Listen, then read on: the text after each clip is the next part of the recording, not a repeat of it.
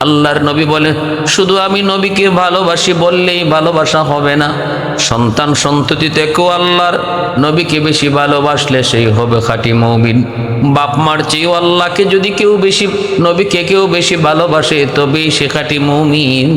নবীজি বলেন, যতক্ষণ পর্যন্ত আমি রাসূল মা বাবা ভাই বোন আত্মীয় স্বজন ছেলে মেয়ে সবার থেকে বেশি প্রিয় না হব, ততক্ষণ পর্যন্ত কেউ কামিল মুমিন নয়, ততক্ষণ পর্যন্ত সে কামিল মুমিন নয়। নবীকে মানার অর্থ কি রে যুবক? নবীকে মানার অর্থ হলো নবীর সব কথা মানা, আল্লাহ নবীর কথার উপরে ইয়াকিন করা, নবীর কথা মানার ভিতরেই মঙ্গল, আল্লাহ রসুলের তরিকা মতো চলার মধ্যেই মঙ্গল, আমাদের সফলতা দুনিয়া আখিরাতের। এই জিনিসটা করা এবং মানা, এর নাম হলো নবীকে মানা, এর নামই হলো নবীকে মানা। ওমর ও আলী কে কোথায় আসুক, আমার বেলাল এখনো বিয়ে করে নাই, বেলালের বিয়ের কাজটা এখনো বাকি, তোমরা বেলালের জন্য পাত্রী খুঁজো। আর আমি যদ্দূর জেনেছি আমার বেলালের হায়াত আর মাত্র 7 দিন বাকি, আর মাত্র 7 দিন পর বেলালের হয়তোবা দুনিয়া থেকে গমন হয়ে যাবে। অতএব তোমরা বেলালের জন্য 7 দিনের জন্য হলো একটা পাত্রীর ব্যবস্থা করো। আল্লাহর নবী যখন এই খবর জানাইলেন বেলালের হায়াত আর মাত্র 7 দিন বাকি, ওমর রাদিয়াল্লাহু তাআলা আনহু, আলী রাদিয়াল্লাহু তাআলা আনহু দুজন বের হয়ে গেলেন। তালাশ করে করে যেখানে যায় বিয়ের প্রস্তাব দেন। বেলালের কথা শোনা মাত্রই তারা সানন্দে রাজি হয়ে যায়, খুশি খুশি রাজি হয়ে যায়। বলে, বেলালের কাছে যদি আমার উপযুক্ত মেয়েকে বিয়ে দিতে পারি তাহলে সেটা ভাগ্য।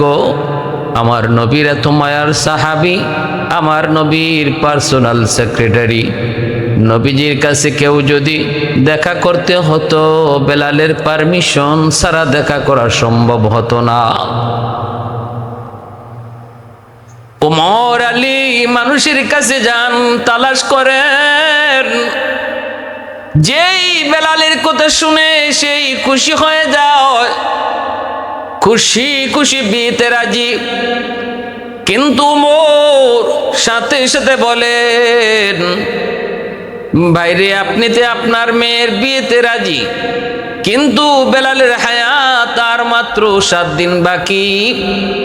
মায়ার নবীকে আল্লাহ পাক জানায় দিছেন 7 দিন মাত্র বেলালের হায়াত বাকি। এই কথা বলা মাত্রই কোন মেয়ের বাবাই তখন আর রাজি হয় না। কেমন করে রাজি হবে? এটা তো রাজি হওয়ার কথাও না। সাফ সাফ জানায় দেয়, না তাহলে আমি রাজি না। 7 দিন পরে আমার মেয়েটা বিধবা হয়ে যাবে, স্বামী হারা হয়ে যাবে, কেমন করে আমার মেয়ে বাকি জীবন কাটাবে? না না, আমি বিয়েতে রাজি না। ওমর আলী তালাশ করে করে খুঁজেন, রাজি হয় প্রথমে বেলালের নাম শোনা মাত্রই, কিন্তু হায়াত আর বাকি 7 দিন। এই খবর শুনলি আর কেউ রাজি হয় না। খুঁজতে খুঁজতে ওমর তারা একটা বাগানের ভিতর দিয়ে চলে গেলেন একটা অরণ্য জঙ্গলের দিকে। যা দেখতে পেলেন লোকালয়হীন একটা জঙ্গলের ভিতরে একটা ঝুপড়ি, সেখানে একটা সুন্দর ঘর। একজন মানুষ বাগানের ফল কুড়াইতেছে। যাইয়া তারে সালাম দিলেন, দিয়া বলেন, ভাই আমরা আপনার কাছে এসেছি। লোকটা কয়, আপনারা কে? কয়, আমি নবীর সাহাবী ওমর। আর ইনি হলেন নবীর সাহাবী আলী। এই কথা বলা মাত্রই হযরত ওমর নিজের পরিচয় শোনানো মাত্রই লোকটায় কয়, আপনারা কেন আইছেন আমার কাছে? আপনাদের এমন কি প্রয়োজন? ওমর বলে, প্রয়োজন হলো আপনার কাছে আপনার কোনো উপযুক্ত মেয়ে আসেনি, এই সংবাদটা নিতে এসেছি। লোকটায় কয় কেন? কয় আমরা বেলালের জন্য পাত্রী খুঁজতে বের হয়েছি। আল্লাহর নবীর মায়ার সাহাবী বেলাল, যেই বেলালের ঘর নাই বাড়ি নাই, শুধুমাত্র নবীর খেদমত, আল্লাহর নবীর পিএস, মায়ার নবীর মদিনার মসজিদের ইমাম, কিন্তু বেলাল নবীর মুয়াজ্জিন। এত সম্মান, এত ইজ্জত বেলালের। আবু বকর সিদ্দিক রাদিয়াল্লাহু তাআলা আনহু, হযরত ওমর ফারুক রাদিয়াল্লাহু তাআলা আনহুর মতো এত বড় বড় জলিলুল কদর সাহাবীগণ বেলালের পারমিশন নিয়ে নবীর সঙ্গে দেখা করতে হতো। এতটা ইজ্জত, এতটা সম্মান আল্লাহ বাড়ায় দিয়েছেন। যেই মাত্র বেলালের জন্য বিয়ের প্রস্তাব দেয়, কন্যার বাবা পাত্রীর বাবার সাথে রাতে রাজি হয়। এত ভাগ্যের ব্যাপার, এত ভাগ্যের ব্যাপার। কিন্তু উমর এই বিষয়টা তিনি জানায় দিলেন, বেলালের হায়াত কিন্তু আর মাত্র 7 দিন বাকি। 7 দিনের জন্য বেলাল বিয়ে করবে। আল্লাহর নবী কথা জানাইছেন, আল্লাহ নবীরই জানাইছেন। এরপরও নবী আমাদেরকে পাঠাইছেন বেলালকে বিয়ে করানোর জন্য, পাত্রী খোঁজার জন্য।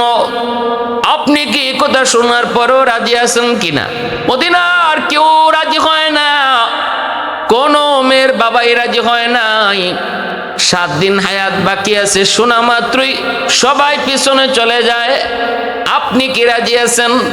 মেয়ের বাবা কয় না, আমিও রাজি না। আমি একজন মেয়ের বাবা, দরদি বাবা। পৃথিবীতে এমন কোনো বাবা থাকার কথা না যেই বাবা শুনবে তার মেয়ের জামাতা মাত্র তার হায়াত বাকি 3 দিন, মাত্র তার হায়াত বাকি 7 দিন। এই অবস্থায় কেউ বিয়ে দেওয়ার কথা না। কিন্তু শরীয়তের বিধান দেখেন, তারা কিন্তু সাফ সাফ জানিয়ে দিছেন ছেলের কি দোষ আছে, ছেলের কি গুণ আছে, সবই কিন্তু প্রকাশ করেছেন। এখানে লুকালুকি নাই, শরীয়তের বিধানও তাই, লুকানোর কিছু নাই। শারীরিক কোনো যদি ক্ষতি থাকে, এরকম ভাবে যদি কোনো অসুবিধা থাকে, এগুলা তারা জানায় দিতে হয়। এটাই হলো শরীয়তের বিধান। আলী রাদিয়াল্লাহু তাআলা আনহু, হযরত ওমর ফারুক রাদিয়াল্লাহু তাআলা আনহু, তারা কিন্তু পরিষ্কার জানিয়ে দিয়েছেন, সাফ সাফ জানিয়ে দিয়েছেন, হ্যাঁ আমরা আপনার এই বিয়ের প্রস্তাবে রাজি হয়েছেন, কিন্তু এই কথা জানেন কিনা জানি না, বেলালের হায়াত কিন্তু আর মাত্র 7 দিন বাকি। মেয়ের বাবাই কয় আমিও রাজি না, আমিও রাজি না। তারা চলে আসবেন, নিরুপায় হয়ে অসহায় হয়ে চলে আসবেন। ওই অবস্থায় মেয়েটা ভিতর থেকে আওয়াজগুলি শুনলো, মেয়েটা ভিতর থেকে কথাগুলি শুনলো। মেয়েটা তখন বাবাকে ডাক দিয়ে কয় বাবা আপনি ভিতরে আসেন। বাবাকে ভিতরে নিয়ে মেয়েটা তখন বলতেছে আব্বু আমি সব কথা শুনেছি, আমি ওমরের কথা শুনেছি, আলীর কথাও শুনেছি, বেলালের জন্য তারা পাত্রী খুঁজতে বের হয়েছে তাও শুনেছি, 7 দিন হায়াত আছে বেলালের এই কথাও আমি শুনেছি বাবা। কেউ বেলালের কাছে বিয়ে দিতে রাজি হয় না, 7 দিন হায়াত বাকি আছে এই কথাটা শুনলে কেউ দেওয়ার কথাও না। কিন্তু বাবা গো, যেহেতু আমার নবী দয়ার নবী সরওয়ারে কায়নাত বেলালের হায়াত 7 দিন বাকি আছে এটা জানার পরেও বেলালের জন্য পাত্রী খুঁজতে বের করেছেন, অতএব এর ভিতরে অবশ্যই মঙ্গল, এর ভিতরে অবশ্যই কামিয়াবি আছে। আমি আমার নবীর প্রতিটা কথাকে ইয়াকিন করি, বিশ্বাস করি। নবীকে আমি আমার জানের চেয়েও বেশি ভালোবাসি। রাসূল বলেন লা ইউমিনু আহাদুকুম হাত্তা আকুনা আহাব্বা ইলাইহি মিন ওয়ালিদিহি ওয়া ওয়ালাদিহি ওয়ান নাসি আজমাইন। আল্লাহর নবী বলেন শুধু আমি নবীকে ভালোবাসি বললেই ভালোবাসা হবে না, সন্তান সন্ততি থেকেও আল্লাহর নবীকে বেশি ভালোবাসলে সেই হবে খাঁটি মুমিন। বাপ মার চেয়েও আল্লাহকে যদি কেউ বেশি, নবীকে কেউ বেশি ভালোবাসে তবেই সে খাঁটি মুমিন। নবীজি বলেন যতক্ষণ পর্যন্ত আমি রাসূল মা বাবা ভাই বোন আত্মীয় স্বজন ছেলে মেয়ে সবার থেকে বেশি প্রিয় না হব, ততক্ষণ পর্যন্ত কেউ কামিল মুমিন নয়, ততক্ষণ পর্যন্ত সে কামিল মুমিন নয়। নবীকে মানার অর্থ কি রে যুবক? নবীকে মানার অর্থ হলো নবীর সব কথা মানা, আল্লাহ নবীর কথার উপরে ইয়াকিন করা, নবীর কথা মানার ভিতরেই মঙ্গল, আল্লাহ রসুলের তরিকা মতো চলার মধ্যেই মঙ্গল, আমাদের সফলতা দুনিয়া আখিরাতের। এই জিনিসটা করা এবং মানা, এর নাম হলো নবীকে মানা, এর নামই হলো নবীকে মানা। মেয়েটার কি পরিমাণ দিনের বুঝ, ওই যুগে মহিলাদের দিলের ভিতরও দিনের কি পরিমাণ বুঝ ছিল রে যুবক। ও আল্লাহর বান্দিরা, একটু খেয়াল করে শোনো, তোমরা এই যুগের নারী, তারাও ছিল নবীর যুগের নারী, তারাও কিন্তু মুসলমান, আর আমি আর তুমিও মুসলমান। আল্লাহর নবীর কথার মধ্যে, নবীর কথা মানার মধ্যে মঙ্গল কামিয়াবি কি পরিমাণ ইয়াকিন ছিল এই বিষয়ের উপর। মেয়েটা ভালো করে জানতেছে তার আগত হবু স্বামী মাত্র 7 দিন হায়াত, মাত্র 7 দিন হায়াত আছে। এই কথা জানার পরেও বাবাকে জানাইতেছে, আব্বা আমি বিয়েতে রাজি, আব্বা আপনি এই বিয়ের আয়োজন করেন, কারণ আমার নবীর কথা মানার মধ্যে আমাদের কোনো ক্ষতি হবে না, আমাদের কোনো লস হবে না, আমাদের পুরোপুরি ইয়াকিন আছে লাভ হবে, সফলতা আসবে। মেয়েটা যখনই প্রস্তাব নিজের মতামত বাবাকে জানায় দিল, বাবার সাথে সাথে ওমর আলীকেও জানায় দিল, ওমর আমার মেয়ে বিয়েতে রাজি আছে, অসুবিধা নাই, আল্লাহর নবীকে গিয়া জানান আমার মেয়েও রাজি, আমি নিজেও এই বিয়েতে রাজি। বেলালের সাথে মেয়েটার বিয়ে হয়ে গেল। বিয়ে হওয়ার পর বাসরাতে বেলাল জিজ্ঞেস করেন, আপনি কেমন করে রাজি হলেন গো? আপনি কি জানেন না আমার হায়াত মাত্র 7 দিন বাকি? এই 7 দিনের জন্য আপনি আমার কাছে কেন বিয়ে বসলেন? আল্লাহর বান্দি জবাব দেয়, আল্লাহর বান্দি জবাব দেয়, আমার আল্লাহর নবী তিনি ভালো জানেন, ভালো বুঝেন, আল্লাহ নবীর কথা মানার ভিতরে মঙ্গল। 7 দিনের জন্য বেলালে বিয়ে করবে, এই বিয়েতে যদি কামিয়াবি না আসতো, এই বিয়ের মধ্যে যদি ক্ষতি থাকতো, নবীজি কখনো আপনার জন্য পাত্রী খুঁজতে বের করতেন না, আদেশ দিতেন না। নবী যখন আদেশ দিয়েছেন, তাহলে আমার 100 ইয়াকিন, এটা মানার ভিতরে মঙ্গল, মানার ভিতরে কামিয়াবি, এজন্য আমি রাজি হয়ে গেছি। এই কথা বইলা বেলাল শুকরিয়া আদায় করলেন আল্লাহর দরবারে। ভাইরা বন্ধুরা, সকালবেলা স্বামী স্ত্রী দুজন ঘরের ভিতরে, ওই অবস্থায় বেলাল ক্ষুধার্ত, বলতেছেন বিবি গো আমাকে একটু রুটি দাও। বিবি সাহেব 7টা রুটি বইলা 7টা রুটি বেলালের সামনে হাজির করলেন। বেলাল মাত্র রুটিটা খাবেন, ওই অবস্থায় দরজার পাশে একজন ভিক্ষুক আইসে ভিক্ষা চাইল, আসনি গো কেউ? আজ আমি 3 দিন যাবত কিছু খাই না, কিছু পাই না, আমাকে খাওয়ার কিছু দিবেননি? হযরত বেলাল হাবশী রাদিয়াল্লাহু তাআলা আনহু মাত্র তিনি বসছেন, মাত্র তিনি বসছেন, 7টা রুটি নিয়ে তিনি খাবেন বিবিকে লইয়া। ওই অবস্থায় দরজার পাশে যখন ভিক্ষুক ভিক্ষা চায়, বেলাল আর রুটি খাইলেন না, 7টা রুটি ওই সাইলকে দিয়ে দিলেন। সাইল বেলালের দরজার সামনে বসে তিনি রুটিগুলা খাইতেছেন, রুটিগুলা খাইতেছেন। ভাইয়েরা, ওই রুটি যেদিন খাবেন যেদিন তিনি রুটিটা দিছেন আর ভিক্ষুক আইছে, ওই দিনটাই ছিল বেলালের বিয়ে থেকে নিয়ে 7ম দিন, যেদিনে তার জান কবজ হওয়ার কথা। মালাকুল মউত আজরাইল আলাইহিস সালাম তিনি আসলেন জান কবজের জন্য। আইসা দেখেন দরজার সামনে একজন ভিক্ষুক বসে বসে সে খানা খাইতেছে। মালাকুল মউত আজরাইল দরজার পাশে সামনে একজন লোক বসা, এমন ভাবে বসা ভিতরে ঢুকবার মতো নয়, তারে না সরায় ঢোকা সম্ভব নয়। মালাকুল মউত আজরাইল বলতেছে, কে গো তুমি, কে তুমি, একটু সরো, আমি বেলালের ঘরে ঢুকবো। কিন্তু ইনি বলতেছেন, না, আপনি কি জানেন না কারো খানা খাওয়ার সময় ডিস্টার্ব করে ঠিক না? আপনি কেন আমার এই কথা বলেন? খানা খাওয়ার শেষ হোক, এরপরে আপনার কথা যা শুনবো জবাব পারলে দিব। খানা খাওয়ার ভিতরে কোনো অসুবিধা দিবেন না, ডিস্টার্ব করবেন না। মালাকুল মউত আজরাইল তো বাক, আল্লাহর কাছে জানতে চান, মালিক আপনি তো বেলালের রূহ কবজের জন্য তার ঘরে ঢুকতে বললেন, কিন্তু ঢুকার তো সম্ভব না। একজন ভিক্ষুক তো তার দরজার পাশে বসে বসে রুটি খায়, আমি তারে শর্তে বলি কিন্তু সে কথাই শোনে না। আল্লাহ এখন কি করব? আল্লাহ পাক রব্বুল আলামিন কয়, আজরাইল তুমি দেখতেছো ভিক্ষুক, যদিও সে ভিক্ষুক কিন্তু সে আমার বড় পিয়ারা বান্দা, সে আমার বড় নেককার বান্দা, সে আমার কাছে বহুত বড় ওলি।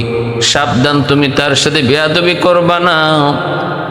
এরে আজরাইল, আমার ওই নেককার প্রিয় বান্দা, সে যা বলবে তুমি তাই করবা, কারণ সে আমার কাছে এত প্রিয়, সে যা চায় আমি আল্লাহ তাই কবুল করে নেই, কারণ সে হলো মুস্তাজাবুদ দাওয়া। उल्फत में तेरी वैसी ने दंदान कुतूरा, उल्फत में तेरी वैसी ने दंदान कुतूरा, बू बकर उमर नक्श कदम तेरा न छूरा, आयुशाक नबी वाके असरारे मदीना, सुल्तान का सुल्तान है सुल्तान मदीना, सरकार का सरकार है सरकार मदीना, अल्लाह ने मक्का ही में ये काबा बनाया, इस काबा का काबा तेरी मरकद को बनाया, अल्लाह ने मक्का ही में ये काबा बनाया, इस काबा का काबा तेरी मरकद को बनाया, ऐसा लम्हा जी चले जा राह मदीना, सुल्तान का सुल्तान है सुल्तान मदीना, सरकार का सरकार है सरकार मदीना, गुलजार का गुलजार है गुलजार मदीना। अल्लाह पाक को जिब्राइल सावधान सावधान, আমার ওই পেয়ারা বান্দার সাথে বেয়াদবি কইরো না। তারে জিগাও সে কি চায়, সে যা চাইবো আমি তাই কবুল করব। মালাকুল মউত আজরাইল আইসা বলতেছে, ও আল্লাহর পেয়ারা বান্দা, আপনি কি চান আপনি বলেন, কি চান আপনি বলেন, আপনি যা চাইবেন আল্লাহ তাই কবুল করবে। কেনই করবে না, কেনই করবে না? কারণ হলো ইনি কোন সাইল নন রে যুবক, ইনি হলেন ওয়াজ করুনি রহমাতুল্লাহি আলাইহি, আল্লাহ পাকের বহুত বড় ওলি ওয়াজ করুনি রহমাতুল্লাহি আলাইহি, যাকে আল্লাহর নবী ইন্তেকালের আগ মুহূর্তে নিজের পরনের জুব্বাটা হাতিয়ে দিয়েছিলেন। আলী আর উমর দুইজনে এই জুব্বা নিয়ে তিনি ওয়াজ করুনির খোঁজে তালাশে বের হয়েছিলেন। করণ এলাকায় আইসা মানুষকে জিজ্ঞেস করেছেন, ও মানুষেরা, ওয়াইজ নামে তোমরা কাউরে চিনোনি? মানুষেরা কয়, আমরা চিনি একজন পাগল, নাম ওয়াইজ, জঙ্গলের মধ্যে থাকে, বসতির মধ্যে আয় না, মানুষের সাথে মিশে না, এমন একটা মানুষ জঙ্গলের ভিতরে থাকে, মাকে নিয়ে থাকে, একটা উট নিয়ে উট রাখালি করে, উটের দুধ খায়, মাকে নিয়ে জঙ্গলের ভিতরেই থাকে, আর শুধু নামাজ পড়ে, তসবিহ পড়ে, আল্লাহর গুণগান গায়। ওই মানুষটা জঙ্গলের মধ্যে থাকে। ওমর কই, কোথায়, কোন দিকে, একটু আমাদেরকে বলো। চলে গেলেন, খুঁজা বের করলেন, জঙ্গলের ভিতরে একটা গাছের নিচে ওয়াইজ করুনি আল্লাহ পাকের কুদরতি কদমে সেজদায় পড়ে কান্দে। সালাম ফিরানোর পর উমর, আলী তারা নিজের পরিচয় দিলেন। আলী নিজের পরিচয় দেন, উমর নিজের পরিচয় দেন। ওয়াজ করুনি বলতেছেন, আপনারা আমার খোঁজে কেন এসেছেন? কয়, আমরা আপনার নামটা জানতে চাই গো আল্লাহর পেয়ারা বান্দা, ও গল্লার বলি নবীর আশিক, আপনার নাম কি? ওয়াজ করিনি কয়, নাম আব্দুল্লাহ। ওমর কয়, আব্দুল্লাহ তো আমরাও, আপনার বাপ মা আপনার নাম কি রাখছেন সেটা কোন? ওয়াজ করিনি কয়, আমার আব্বা আম্মা নাম রাখছেন ওয়াইজ। বলতেই হযরত ওমর কয়, আপনার ডান হাতের তালুটা কি একটু দেখতে পারি? ওয়াজ করিনি ডান হাতের তালুটা দেখানো মাত্রই নবী বলে দিয়েছিলেন, ওমর আমার পাগল ওয়াজ করুনি যে আল্লাহর প্রেমিক, তারে যখন পাইবা তার চেহারাটা এমন, তার চুলগুলি এমন, তার বডিটা হবে এমন, হাতে তালুতে একটা সাদা দাগ একটা দেখতে পাইবা। ওই সাদা দাগটাও তারা পেয়ে গেলেন, চেহারাও মিলে গেল। সব মিলে যাওয়ার পর, নবীর কথার সাথে সব বিবরণ মিলে যাওয়ার পর ওমর বলে, আপনি সেই ওয়াইজ যাকে আল্লাহ নবী ইন্তেকালের আগে নিজের পরনের জুব্বাটা হাতিয়ে দিছেন। ওগো আল্লাহর গোলাম, ওগো আল্লাহর আশিক, ওগো আল্লাহ প্রেমিক, ওগো নবীর আশিক, নবীর সাথে থাকছি কিন্তু নবীর পরনের জুব্বা হাদিয়া পাই নাই, অথচ আপনি আল্লাহর নবীকে দেখেনও নাই, নবীর পরনের জুব্বা হাদিয়া পেয়ে গেছেন। কোন কারণে? ওয়াজ করুনি কয়, আমার মার দোয়া। আল্লাহু আকবার, জোরে বলি আল্লাহু আকবার। আমার মার দোয়া, আমার মার দোয়া, মার দোয়ার খাতিরে ওয়াজ করুনি এত দামি, এত দামি। এর যুবক, বাপ মার দোয়ার কারণে সন্তান আল্লাহর কাছে দামি হয়। বাপ মার দোয়ার উসিলায় সন্তানের দুনিয়া আখিরাতে উজ্জ্বল হয়। বাপ মার দোয়ার উসিলায় সন্তান দুনিয়াতেও লাভবান হয়। বাপ মা যদি বদ্ধ থাকে, সন্তান দুনিয়াতেও ধ্বংস হয়, আখিরাতের জীবনও ধ্বংস হয়। কারণ হলো রাসূল কয়, রাদার রব্বি ফি রাদাল ওয়ালিদাইন ওয়া সাখাতুর রব্বি ফি সাখাতিল ওয়ালিদাইন। বাপ মা খুশি থাকলে আল্লাহ খুশি, বাপ মা নারাজ থাকলে আল্লাহ নারাজ, আল্লাহ নারাজ। এজন্য যুবক, দুনিয়ার সফলতা চাও, মার দোয়া নেও। দুনিয়ার সফলতা চাও, বাবার দোয়া নেও। আল্লাহ পাক রব্বুল আলামিন জীবনের বাতি আল্লাহ জ্বালায় দিবে। ওয়াজ করুনি দোয়া পেয়েছেন মার দোয়া পাইয়া আল্লাহ পাক শুধু ওলি নয়, শুধু ওলি নয়, ওলিদের সরদার আল্লাহ বানায় দিছে, সুলতানুল আরিফিন আল্লাহ বানাইছে। শুধু তাই নয়, আল্লাহ তাও জানায় দিছে, আল্লাহ কয় তোমারে মুস্তাজাবুদ দাওয়া বানায় দিছি, যাও তুমি যা চাইবা আমি তাই কবুল করব। আল্লাহ তার হাবিবরও জানায় দিছে, বন্ধু সে কিন্তু মুস্তাজাবুদ দাওয়া, সে হাত তুললে আমি আল্লাহ দোয়া কবুল করি। এজন্য ওমর তিনি আল্লাহ নবীর জুব্বা হাদিয়া দিয়া বলতেছেন, আর নবী কইছেন যেন আপনি আল্লাহর নবীর গুনাহগার উম্মতের জন্য আল্লাহর কাছে দোয়া করেন, সুপারিশ করেন। কারণ আল্লাহ আপনার দোয়া ফিরায় দেয় না, আল্লাহ আপনার দোয়া ফিরায় দেয় না। ऐ सल्ली अला आपका फैज़ान रिसालत, ऐ सल्ली अला आपका फैज़ान रिसालत, जो मिसल हजरत वो हवा रिश्क रही ना, सदक़े में तेरे हो गया हो रहबर उम्मत, जो कुफ्र की जुल्मत से तायक अब्द कबीना। जो कल्ब पेरीशा का सदारन जो आलम से, जो कल्ब पेरीशा का सदारन जो आलम से, फैज़ान नबूवत से मिला उनका सकीना, फैज़ान नबूवत से मिला उनका सकीना। ভাইরা বন্ধুরা, জন্য বলতেছিলাম ওয়াজকুরুনির মতো এত বড় আল্লাহর ওয়ালি বেলাল হাফসির দরজার পাশে বইসা ভিক্ষুকের মতো 7টা রুটি খাইলেন। মালাকুল মউত আজরাইল যখন বাড়াইয়া জিজ্ঞেস করেন, ও আল্লাহর পেয়ারা বান্দা, কি চান আপনি বলেন, আপনি যা চাইবেন আল্লাহ তাই কবুল করবে। সাথে সাথে ওয়াজকুরুনি কয়, বেলাল আমাকে 7টা রুটি খাওয়াইছে, আল্লাহ একের বদলা 10 দেয়। মানজা আবিল হাসানাতি ফালাহু আশরু আমসালিহা। আমি 7 বছর হায়াত বৃদ্ধি চাই না, একে 10 যদি হয় 70। আমি বেলালের জন্য আল্লাহর কাছে 70 বছরের হায়াত বৃদ্ধির দোয়া করি। মালাকুল মউত আজরাইল কয়, আল্লাহর বান্দা এটা কেমনে সম্ভব? আল্লাহ তো আমারে পাঠাইছে বেলালের রূহ কবজ করার জন্য, জান কবজ করার জন্য।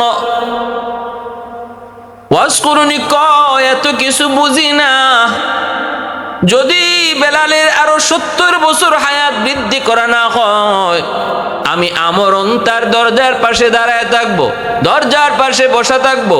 কোন পথে আপনি ঢুকবেন, ঢুকতে দেব না। মালাকুল মউত আজরাইল কে আল্লাহ ডাক দিয়ে কয়, আজরাইল আমার পেয়ারা বান্দা ওয়াজকুরুনি যা কইছে আমি আল্লাহর কাছে তা মঞ্জুর, জানায় দাও আমি বেলালের হায়াত আরো 70 বছর বৃদ্ধি করে দিয়েছি।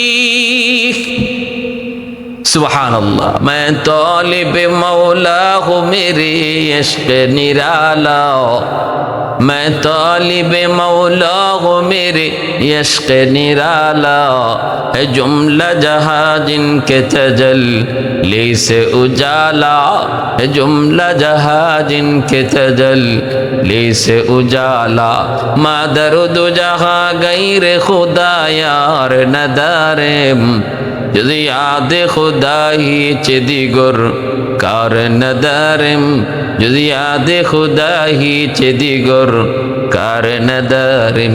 মূলত আল্লাহ পাকের তকদিরে বেলালের হায়াত আরো 70 বছর পরে ওনার মা জান কবজের রূহ লেখা ছিল।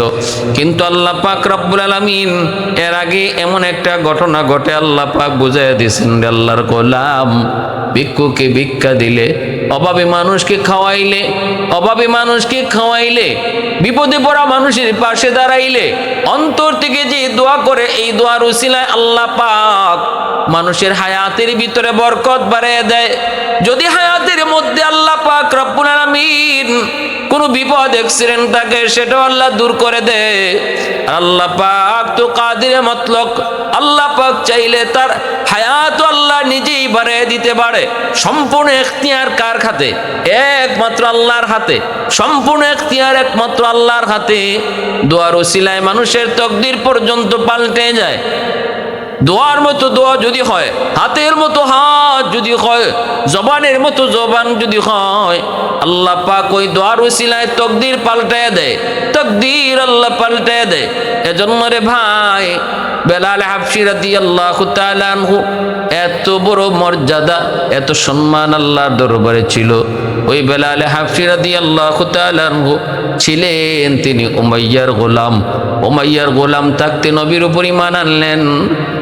উমাইয়া বেলালকে নির্যাতন শুরু করলো। মক্কার উশৃঙ্খল যুবকগুলির লেলায় দিল। রাতের বেলাও নির্যাতন, দিনের বেলাও নির্যাতন। দিনের বেলা চিৎ করে শোয়া রাখতো। উত্তপ্ত মরুভূমির প্রান্তরে সেই কড়া রৌদ্রের মধ্যে শোয়া রাখতো। নিচে ছিল প্রচন্ড গরম পাথর, গোশতগুলা খসে খসে পড়ে যাইত। সে আহত শরীরে আবার রাতের বেলা ব্যর্থাঘাত করত। এত নির্যাতন, এত নির্যাতন বেলালের উপর। এরপরও কিন্তু বেলাল আল্লাহ নাম ছাড়েন না, এরপরও আহাদ আহাদ নাম ছাড়েন না। তখনই উমাইয়া সিদ্ধান্ত নেয় বেলালকে বিক্রি করে দিবে। হযরত আবু বকর সিদ্দিক আল্লাহর নবীকে বলেন, নবী গো, বেলালকে উমাইয়া মেরেই ফেলবে গো নবী, অনুমতি যদি দেন আমি বেলালকে কিনে আনবো। আল্লাহর নবী কয়, আবু বকর, আমারও কিছু পয়সা সাথে নিও, কারণ আমার বেলালের কি পরিমাণ মর্যাদা কেউ না জানলো, আল্লাহ আমারে জানাইছে। কিয়ামতের ময়দানে আল্লাহ যখন জানতে চাইবো আমার বেলালকে কে কে কিনছো, তখন আমি যে রসুল যেন বলতে পারি, মালিক আবু বকরের পয়সার সাথে আমারও কিছু পয়সা ছিল। সিদ্দিকে আকবর নিয়ে আসলেন, উমাইয়াকে জিজ্ঞেস করলেন, উমাইয়া বেলালকে বিক্রি করবি? কত? কয় 10 দিরহাম দিলাও। আবু বকর সাথে সাথে 10 দিরহাম দিয়া দিলেন। উমাইয়া কয়, আবু বকর, ভাবছিলাম তুমি বড় বুদ্ধিমান, কি তুমি বোকা? আরে আমি চাইলামই মাত্র 10 দিরহাম, তুমি যদি 1 দিরহামও কইতা আমি বিক্রি করে দিতাম, কারণ বেলাল আমার কোনো কথাই শোনে না, কোন দিন জানি মইরা যায়, এর চেয়ে 1 দিরহাম পাইলো আমার লাভ, আমি তোমার কাছে বিক্রি করতাম। 1 দিরহাম পাইলো, তুমি তো বোকা মানুষ, চাইলাম যত অতই দিয়া দিছো। আবু বকর কই, উমাইয়া আমি বোকা না, তুই ঠকছো, আমি ঠকি নাই, তুই ঠকছো, কারণ বেলালের মর্যাদা তুই বুঝো নাই। বেলালের মর্যাদা বুঝেছেন রাসূল, যার কারণে নবীজি নিজেও টাকায় শামিল ছিলেন, পয়সা দিয়ে শামিল হলেন বেলালকে কেনার জন্য। নবী চিনেছেন, আমি আবু বকর চিনেছি, অতএব আমি ঠকি নাই। ভালো করে শোন, তুই ঠকছো, 10 দিরহাম না কইলা যদি 100 দিরহাম চাইতা, আমি বেলালকে 100 দিরহাম দিয়েই কিনে নিতাম। সেই বেলাল আল্লাহ নবীর কাছে আসা মাত্রই নবীজির এত মায়ার হলেন, নবীজি তারে পার্সোনাল সেক্রেটারি বানায় দিলেন। আল্লাহর নবীর পার্সোনাল সেক্রেটারি হয়ে গেলেন, নবীর ঘরের দারোয়ান বেলাল হয়ে গেলেন। মদিনায় হিজরতের পর নবী হলেন মদিনার মসজিদের ইমাম, বেলাল হলেন সেই মসজিদের মুয়াজ্জিন। এত সম্মান, এত ইজ্জত আল্লাহ তারে দিলেন। সেই বেলাল হাবশী রাদিয়াল্লাহু তাআলা আনহু হাসরের মাঠেও আল্লাহ কইব, বন্ধু আজান দিতে বলো। কে দিবে গো মালিক আজান? আবু বকর নিয়ত করছে আজান দিবে হাসরের মাঠে, উমর মনে করছে আজান দিবে। আল্লাহ কো, বন্ধু দুনিয়াতে যে বেলাল আজান দিত, ওই বেলালকে আজান দিতে বলো। রসুল বলে, আজ্জিন ইয়া বেলাল, কারণ মদিনার মসজিদে আজান হতো আর আমি আরশের মালিক বেলালের আজান শুনতাম। সুবহানাল্লাহ। রসুল হাসরের মাঠে যে উটের পিঠে সওয়ার হইয়া জান্নাতের দিকে